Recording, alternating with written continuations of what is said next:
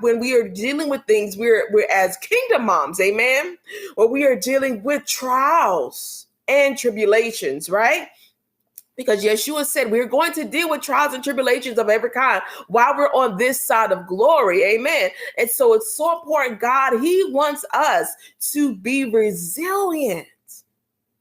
That when things happen, they're not going to take us out.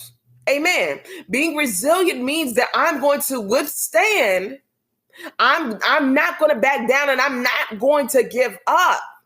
In spite of what I'm dealing with, in spite of what I'm going through, in spite of what I see in this season, God is like, baby girl, you have to be resilient.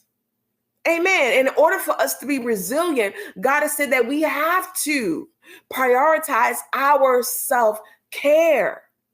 Amen. And so if this is your first time joining me, let me tell you what self-care means. Amen. So this is the definition that God gave to me. Amen.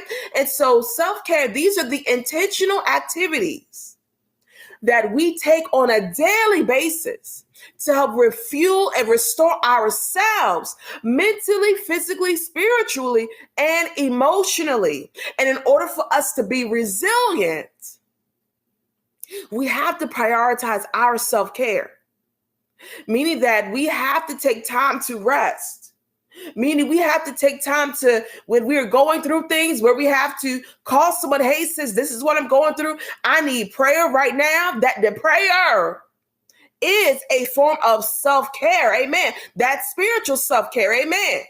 Or when you're dealing with things, hey sis, can we get together? We need to go somewhere. We need to have some fun. We need to do like a paint night. We need to go somewhere, laugh it up, kiki it up, and all the things. Amen. Laughter is a form of self-care, and it is good medicine for the soul. Amen. Amen. And so when we engage in self-care, that's where we're able to be refueled and restored so that we can go back and deal with whatever we are dealing with. Amen. Amen.